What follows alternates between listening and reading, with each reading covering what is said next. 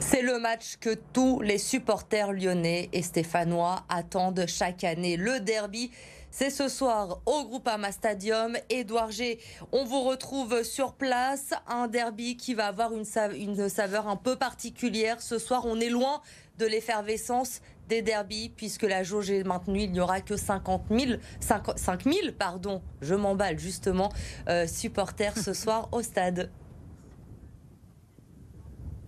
Oui, on aurait aimé avoir 50 000 personnes parce que peut-être qu'avec leur chant, avec leur présence, avec tout ce brouhaha, on se serait peut-être un petit peu réchauffé parce qu'il va falloir que les 5 000 heureux élus de ce soir soient vraiment emmitouflés avec gants, bonnets et tout ce qui va bien parce qu'il fait très très froid ici à Dessines et puis il fait très froid quand on regarde le classement, le 11e contre le 20e, imaginez-vous, 2 fois dans l'histoire, en 96 et en 62, on a vu un derby avec des équipes aussi mal classées, mais on va revenir à l'époque contemporaine avec forcément l'envie pour les Lyonnais de se servir de ce derby pour un déclic, pour lancer enfin cette opération remonte-pente, remontada dans ce championnat de Ligue 1 où ils sont pour l'instant 11e. Il faut remonter tous ces points et ça passe par une victoire absolument ce soir et rien de mieux qu'une victoire dans le derby pour au-delà des 3 points comptables amener un petit peu de confiance supplémentaire, de supplément d'âme que recherche bien évidemment tout le groupe. C'est ce que disait Peter Bosz, l'entraîneur, et Léo Dubois,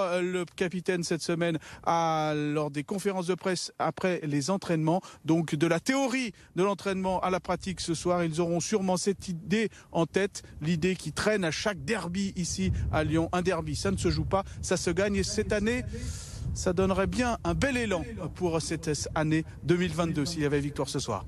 Et c'est évidemment ce que l'on souhaite, de voir les Lyonnais s'imposer ce soir face à Saint-Etienne. Merci Édouard et merci à Vincent Serrano qui vous accompagne.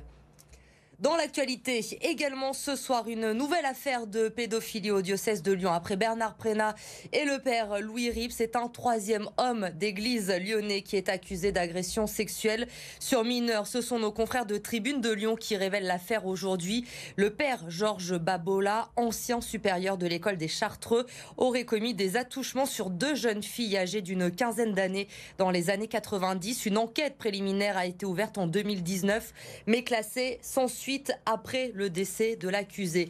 Écoutez Richard Chitli, le journaliste qui révèle l'affaire aujourd'hui dans Tribune de Lyon. Il est au micro de Victoria Garnier. Cette affaire, elle raconte beaucoup de ce qu'on peut appeler le système patriarcal finalement, où on a une personnalité qui est tellement importante et qui par ailleurs a des grandes qualités, mais ça raconte aussi comment des enfants sont prisonniers d'un système social qui organise le silence. Ces jeunes femmes aujourd'hui, leur volonté, ce n'est pas de salir quelqu'un finalement, mais c'est de révéler qu'à leur époque, elles avaient été prisonnières du silence et qu'elles avaient subi des choses qui les ont vraiment marquées à vie. Compte tenu du nombre des années sur la période qui est en cause est quand même très très longue. Donc on peut supposer qu'il y a d'autres victimes qui ont gardé le silence jusqu'à présent. Un couple lyonnais mis en examen, la gendarmerie a communiqué aujourd'hui. Ce qu'il faut savoir sur cette affaire, c'est avec vous ce soir, Amélie Duchamp. Amélie, ce couple est soupçonné d'avoir fabriqué plus de 1000 faux passes sanitaires. Et l'histoire commence le 1er septembre dernier, quand un médecin d'un centre de vaccination du Rhône doit vacciner un ado de 15 ans pour sa première dose, mais le médecin se rend compte qu'il a déjà son schéma vaccinal complet. Et le plus intriguant, c'est que le jeune aurait été vacciné par une infirmière de Gironde, donc à des centaines de kilomètres de là. Il appelle cette infirmière qui se rend alors compte que 1000 passes ont été délivrées avec son identifiant professionnel en quelques semaines. Des passes vendues entre 200 et 380 € pièce. Et mardi, Amélie, tout s'accélère donc dans cette affaire. Les gendarmes arrivent enfin à mettre la main sur ces faussaires.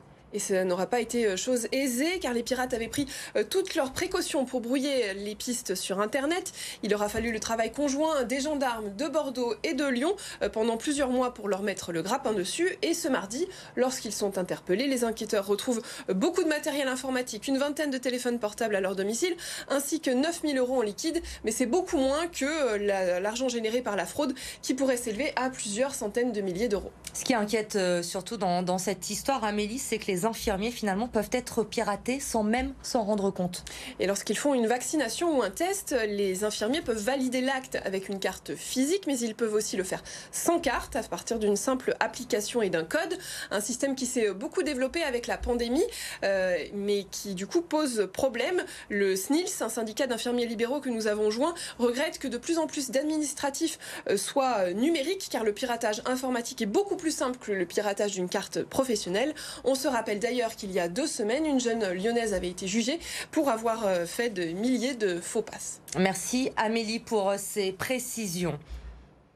Le mois prochain, la ville de Bron devrait installer ses premiers radars sonores. On vous en a déjà parlé sur BFM Lyon. La ville a été sélectionnée pour expérimenter ce nouveau dispositif. L'objectif, traquer les véhicules trop bruyants. L'un des prototypes de ces radars anti-bruit a été conçu à Écully, justement. Maxime Régnier. 90 décibels, c'est le niveau sonore maximum que contrôle DB Flash, le radar anti-bruit développé par la société MicroDB. Initialement spécialisée dans les sons en industrie, l'entreprise basée à Écully se diversifie. MicroDB a une expertise depuis 20-25 ans sur la localisation et l'identification des sources de bruit. Donc on a dérivé notre savoir-faire et notre technologie pour développer ce radar à bruit, qui est plutôt un dispositif de monitoring acoustique. Pour l'instant encore en phase d'expérimentation et de prototype, le dispositif est fabriqué avec de nombreuses entreprises lyonnaises, alliant leurs différentes expertises. C'est le cas de Foxstream qui apporte son savoir-faire pour la détection vidéo. Une autre partie très importante, notre module, c'est la vidéo, qui nous permet de détecter et d'identifier tous les véhicules au passage en dessous de notre dispositif. On a 2 caméras latérales qui permettent de photographier les plaques d'immatriculation des véhicules au passage, qui permettront l'identification plus tard s'il y a verbalisation. La caméra centrale, donc, elle a vraiment ce rôle d'identifier les véhicules et de synchroniser la vidéo avec l'audio. Le déploiement national et les premières verbalisations ne sont pas prévues avant 2023, date à laquelle l'entreprise espère une homologation. 6 ans après sa fermeture, la salle Rameau à Lyon va faire peau neuve. La mairie souhaite en effet en faire un lieu d'échange culturel à taille humaine. Les travaux devraient durer 2 ans. Lauriane Pellao. Ajouter de la modernité sans dénaturer l'histoire et la configuration du lieu, ce sont les mots d'ordre de la rénovation de la salle Rameau dans le 1er arrondissement de Lyon. C'était très très important de faire en sorte que ce joyau patrimonial qu'est la salle Rameau puisse renaître, puisse retrouver sa vocation initiale. Donc bien évidemment, quand nous sommes arrivés en responsabilité et que nous avons trouvé ce projet, il était très très important de faire aboutir ce projet. Un tiers-lieu culturel de 450 mètres carrés au rez-de-chaussée, une salle de spectacle modernisée ou encore des verrières avec un espace restaurant sous le toit. Tout sera retravaillé, y compris l'acoustique de la salle de concert qui avait causé la fermeture de l'édifice en 2016. Cette salle mythique pour les Lyonnais va aussi adapter son offre culturelle. Sur la grande salle, qui a une jauge allant de 450 si on est tous assis, à 900 si on est tous debout, eh bien mêler musique classique, musique symphonique, mais également musique contemporaine, création, chansons françaises, pourquoi pas des liens avec le conservatoire également, le jazz, qui sera une esthétique présente également au sein de cette salle. Donc voilà, c'est tenir compte de son histoire et en même temps l'inscrire dans le nouveau paysage lyonnais. Les travaux vont démarrer dans les prochaines semaines. L'établissement ouvrira ses portes au public dès 2024.